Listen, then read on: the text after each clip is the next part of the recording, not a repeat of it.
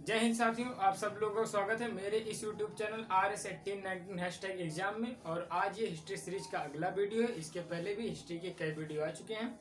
इसके पहले के वीडियो में मैंने आप लोगों को भारत शासन अधिनियम 1858 तक कवर करा दिया है, लेकिन मैं केवल इतना बता दिया हूँ कि भारत शासन अधिनियम 1858 वो क्या है, उसके बारे में मैंने कुछ नहीं बताया। उसके पहले मैं आप लोग ये वीडियो स्टार्ट करने से पहले आप लोगों का एक डाउट मैं क्लियर कर दूं। डाउट ये है कि जैसे बंगाल में दोहरी शासन व्यवस्था, कहने का मतलब डुअल गवर्नमेंट सिस्टम।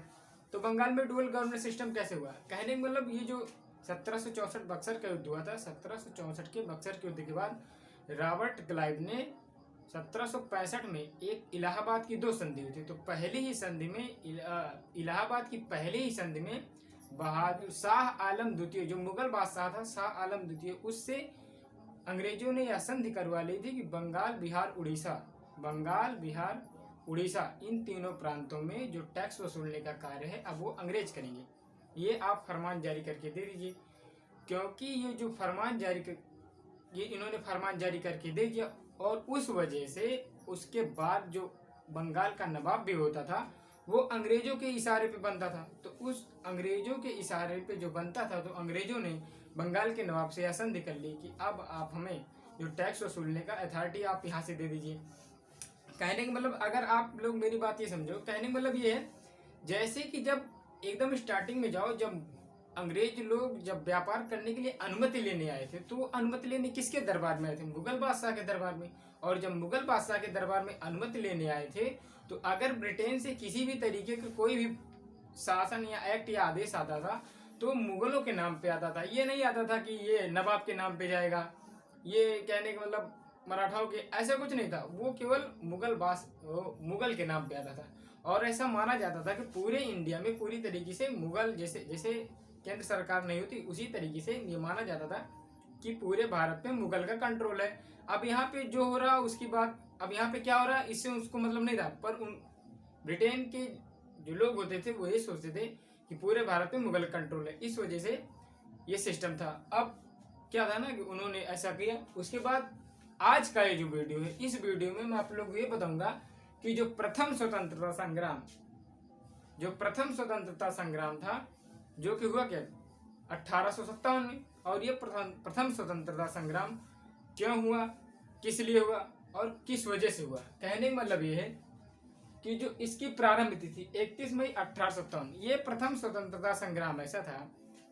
ये स्वतंत्रता संग्राम जो हुआ, इसके पीछे खास रीजन ये था कि इसमें जो सैनिक वर्ग था वो भी, कहने का मतलब भारत का हर वर्ग का व्यक्ति इन अंग्रेजों से परेशान हो चुका था।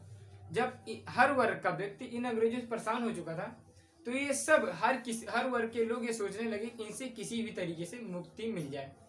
और इस चक्कर में 31 मई 1857 को, ये जो मैंने लिखी ना प्रारंभ तिथि, 31 मई 1857 को प्रथम स्वतंत्रता संग्राम स्टार्ट हुआ। और ये सबसे पहले बैरकपुर से स्टार्ट हुआ। अब इसके पहले के जो स्टार्ट हुआ, इसके पहले रीजन क्या थे, कुछ चीजें मैं आपको बताने वाला हूँ। जैसे किसान, कारीगर, शिल्पकार, जैसे मैंने यहाँ पे लिखा है किसान, कारीगर, शिल्पकार, राजा, सिपाहियों के मध्य विवाद होता रहता था। कहने का मतलब 1857 की क्रांति के पहले अगर किसान है, किसान से टैक्स लेना है, अंग्रेजों के बीच झड़प होगी। कारीगर, कोई कारीगर है, वो जितना वर्क कर रहा है उसको क्या है, पैसे नहीं मिल रहे, इस वजह से। शिल्पकार, आप जानते हैं, मतलब हर तरीके का व्यक्ति इन लोगों से परेशान था। और जो सिपाही थे, सिपाही ऐसा था ना, जैसे मान लो किसी राजा का क्षेत्र अंग्रेजों ने जीत लिया या किसी राजा का क्षेत्र ले लिया, तो जो उस राजा के जो सैनिक होते थे ना, अब उन राजाओं के, अगर राजाओं का सैनिक है, ये था कि हाँ ये लोग सैनिक हैं, अगर उनको सैनिक पास से हटा के कोई दूसरा काम दिया जाएगा तो वो करते नहीं थे, ठीक है। और उन लोगों की कोई जिम्मेदारी नहीं होती थी। अंग्रेज सोचते थे यार हमने क्षेत्र कब्जा है, तुमको थोड़ी, तुम जाओ स्वतंत्र हो। तो सैनिकों से भी झड़प होना तय था। और इस वजह से ये सब जो है ना, एक तरीके से पूरा का पूरा सिस्टम इसी तरीके से बनता चला गया कि 31 मई 1857 को क्रांति होनी तय हो गई। जैसे अब राजनैतिक कारण, जैसे मुख्यतः गिनाए जाते हैं राजनैतिक कारण, आर्थिक कारण और सामाजिक कारण। तो इन्हीं तीन कारणों में से जो कुछ चीजें हैं उनकी, जो मुझे लगी हाँ ये चीज जरूरी है आपको बताना।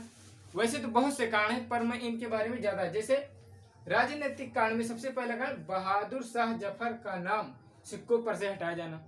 जो बहादुर शाह जफर थे मुगल बादशाह, उनका जो नाम था ना सिक्कों पर से 1835 में हटा दिया गया। अंग्रेजों सोचा यार ये केवल नाम के बादशाह हैं, सिक्कों पे इनका नाम होने क्या मतलब, हटाओ इनको। और जब ये चीज हटा दी गई सब लोग सोचने लगे ये बताओ यार हम कुछ भी हो हमारे बादशाह हैं, उनका नाम हटा दिया गया, ये तो सही नहीं हुआ। ठीक, ये सब एक रीजन बनने लगा, क्योंकि पहले क्या था, पहले केवल व्यापार होता था, केवल अंग्रेज पैसा कमाते थे। फिर धीरे धीरे उन्होंने भारत की पॉलिटिक्स में इंटर किया। अब वो भारत की पॉलिटिक्स में इंटर करने के साथ साथ लोगों की भावनाओं को भी ठेस पहुंचाने लगे। जैसे मान लो किसी की भावनाएं, मान लो मुगल से सब लोगों की भावनाएं जुड़ी थी, तो अरे यार कहने का मतलब बताओ, तो ये चीज ऐसा होता था ना कि लोगों की ये लोग भावनाओं पे ठेस पहुंचाने लगे। तो इस वजह से ना, और एक किसी एक वर्ग की नहीं, हर तरीके के लोगों की भावनाओं पे लोग ठेस पहुंचाने लगे। इस वजह से ये क्रांति होनी एकदम तय हो गई। डलहौजी की विलय नीति उपाधि व पेशियों का अंत। डलहौजी की विलय नीति से कौन नहीं जानता, वो उसका सीधा सिस्टम था। देखो भाई साहब, जिसके पास संतान नहीं है, आप लोग बहुत राजा हुए, संतान नहीं है, किस बात की टेंशन है, आप जब तक राजा हो संतान तो हो नहीं, आप संतान तो आपके पास है नहीं, तो आप बढ़ो, उसके बाद हम संभालने के लिए हैं। तो डलहौजी की विलय नीति, इस वजह से वो जो साम्राज्य होता था पूरा का पूरा अंग्रेजों का हो जाता था। उपाधि व पेंशन का, और उसने ये काम किया कि यार इनको पेंशन देनी पड़ती, उनको पेंशन देनी पड़ती। आज के ये पेंशन मांग रहा है, कल के ये भी कहेंगे हमको भी पेंशन दो। तो ये और ये पेंशन और ये उपाधियां, जैसे तो क्या होता है ना, पेंशन और उपाधि इन दोनों को बंद करो, इन दोनों का अंत कर दिया। फिर उसके बाद और सबसे बड़ा जो कारण था वो था टैक्स। जितना मर्जी चाहो उतना टैक्स वसूलो, कोई पूछने वाला था नहीं। सबसे पहला काम ये जो टैक्स था इसको सुधार करने था, सुधार किया, सुधार क्या किया, कहने मतलब इसको और अच्छी तरीके से वसूलना स्टार्ट किया। कॉर्नवालिस था सबसे पहले अंग्रेज, जैसे जमींदार। टैक्स सिस्टम में 3 थे, किसान, जमींदार और अंग्रेज। किसान ले जाके जमींदार को देते थे और जमींदार ले जाके अंग्रेज। जैसे अंग्रेजों और जमींदारों के बीच फिक्स होता था कि भाई साहब अगर हम आपसे मान लो फिक्स हो गया 40 रुपए लेंगे बस, तो जमींदार को 40 रुपए अंग्रेजों को देनी है, चाहे उसको 20 मिले, 10 मिले, 100 मिले, चाहे जितना मिले। अगर जमींदार को 40 देनी है तो जमींदार ये सोचेगा कि कम से कम मैं 60 रुपए लूं, है कि नहीं। तो जमींदार क्या करता था, नो लिमिट। किसान और जमींदार के बीच ना कोई संबंध, कोई समझौता नहीं होता था। जो जितना चाहे, मतलब जमींदार किसानों से जितना चाहे उतना वो अपने तरीके से समझौता करता था कि भाई साहब आपको इतना देना, आपको इतना देना। और जो कॉर्नवालिस था उसने क्या है, इस सिस्टम में सुधार किया। सबसे पहले ये क्वेश्चन पूछा जाता है कि कर में सुधार करने वाला कौन सा व्यक्ति था, तो कॉर्नवालिस था। सबसे पहले अस्थायी बंदोबस्त। अस्थायी बंदोबस्त का सिस्टम यह था, जैसे नीलामी बोली होती थी। जैसे ये अस्थायी बंदोबस्त बंगाल, बिहार तथा उड़ीसा में कॉर्नवालिस ने क्या किया, अस्थायी बंदोबस्त सिस्टम लगा दिया। कहने का मतलब ये है कि भारतीयों में से ही उसने ये सिस्टम लगाया कि ये इतना क्षेत्र है, ठीक है, इसमें से जिसको जिसको जमींदार बनना हो आए बोली लगाए। तो कोई जमींदार कहता है मैं साल भर में आपको इतना लाख दूंगा, कोई कहता है मैं इतना लाख। तो जो जितना ज्यादा रुपए देने के लिए तैयार हो जाता था कॉर्नवालिस को, वो कहता था ठीक है भाई साहब, अब आप जब तक जिएंगे आप यहाँ के जमींदार हो गए, आप टैक्स वसूलिए, कुछ भी करिए, हमको साल भर का इतना चाहिए। तो एक अस्थायी बंदोबस्त कहने मतलब वो हमेशा के लिए अस्थायी हो गया, जब तक वो जीता। फिर उसके बाद अगर उसकी संतान वो चीज कर पाती तो भी। तो ये अस्थायी बंदोबस्त बंगाल, बिहार तथा उड़ीसा में चीज लग गई। और रैयतवाड़ी व्यवस्था क्या थी, दक्षिण भारत, मद्रास। रैयतवाड़ी व्यवस्था में क्या था ना कि ये 30 सालों के लिए फिक्स हो जाता था, ये भी इस तरीके का सिस्टम था। और रैयतवाड़ी व्यवस्था दक्षिण भारत और खास तौर से मद्रास में होती थी। और तीसरा सिस्टम था महालवाड़ी व्यवस्था।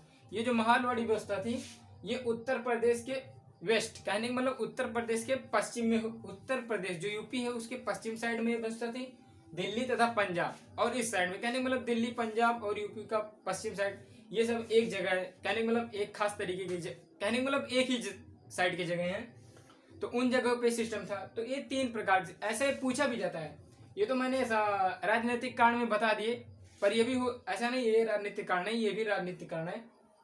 जैसे कॉर्नवालिस द्वारा सुधार किया गया, पूछा जाता है कि कॉर्नवालिस ने क्या किया, करों में सुधार, और ऑप्शन दे दिया जाएगा इस तरीके से। तो अगर आपको पता रहेगा हाँ किसने कर में सुधार किया, आप लगा देंगे आंसर। ऐसा भी पूछा जाएगा अस्थायी बंदोबस्त, रैयतवाड़ी, महालवाड़ी, ये सब क्या है, तो आप समझ जाओगे कर्ज व्यवस्था है, आप ऑप्शन मार दोगे। ठीक है, तो आप ऐसे पढ़ेंगे समझेंगे तो आपको बस। फिर राजनीतिक, सामाजिक कारण।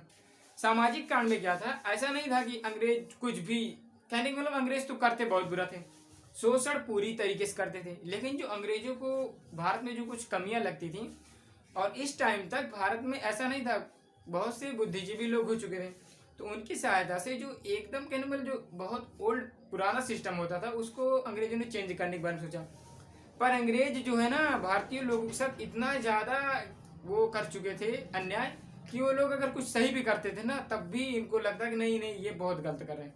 जैसे सती प्रथा पर रोक, सती प्रथा पर रोक लगा दी गई कानून बनाकर 1800, मेरी बात ध्यान सुनिएगा, 1829 में बैंटिंग ने कानून बनाया कि सती प्रथा, कहने मतलब अगर आप जबरदस्ती करते हैं तो कानून अपराध है, किसी को सती नहीं किया जा सकता, ठीक। और इसमें सबसे ज्यादा साथ दिया राजा राम मोहन राय ने, ऐसा कुछ थे, सती प्रथा पर रोक लगाने वाले भारतीय थे, कहने मतलब तो राजा राम मोहन राय। और ये कानून कब पास हुआ, 1829 में विलियम बैंटिंग ने ये पास किया, ठीक। तो ठीक है, इस वजह इसका भी बहुत विरोध हुआ। जिसने मंगल पांडे मूवी देखी होगी उसमें ऐसा सिस्टम दिखाया नहीं जाता कि मतलब वो लेके जाते हैं सती करने, फिर वो अंग्रेज आता है उठा के, कहने मतलब बजा के लेके चला जाता है मंगल पांडे में, आमिर खान भी उसके साथ होते हैं, तो वो चीज़ थी। फिर उसके बाद और क्या सिस्टम था, किसी भी धर्म से, और उसके बाद विधवा पुनर्विवाह अधिनियम।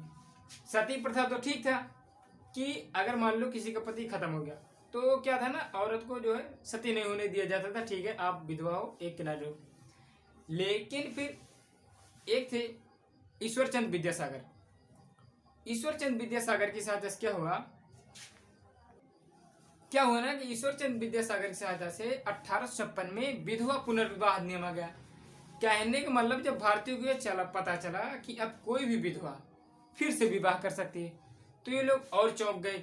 अब बताइए मतलब इतना ज्यादा पाप करने के बाद इनको लगता है ये चीज बहुत सही नहीं हो रही है, पाप हो रहा है, तो उनको लगा कि अब ये ज्यादा हमारे साथ इंटरफेयर कर रहे हैं। हमसे व्यापार करते थे ठीक था, टैक्स वसूलते थे ठीक था, लेकिन अब ये हमारे जो धार्मिक कर्मकांड है ना उसमें भी ये लोग क्या कर रहे हैं, इंटरफेयर कर रहे हैं, ये सही नहीं हो रहा, ठीक ना। विधवा पुनर्विवाह अधिनियम भी आ गया 1856 में।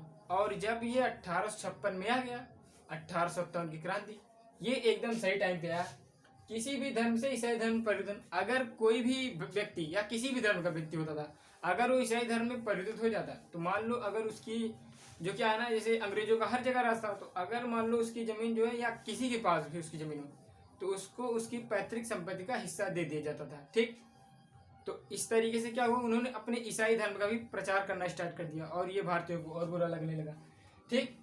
तो ये सब कारण हुए जिसकी वजह से क्या हुआ कि 1857 की क्रांति हो गई। और 1857 क्रांति का जो स्टार्टिंग डेट था वो था 31 मई 1857। फिर क्रांति की असफलता के कारण, ऐसा नहीं क्रांति हुई सब कुछ हुई, ये क्रांति थी ना जैसे दिल्ली में भी हुई, उत्तर प्रदेश में भी हुई, और जगह पे हुई, लखनऊ में हुई और बैरकपुर में हुई, इलाहाबाद में हुई, लेकिन हर जगह से क्रांतियां क्या हुई ना, ये क्रांति दबा दी गई। अंग्रेजों ने क्या किया ना, इस क्रांति को दबा दिया, लेकिन ये पूरी तरीके से ऐसी क्रांति थी जो पूरे भारत में हुई।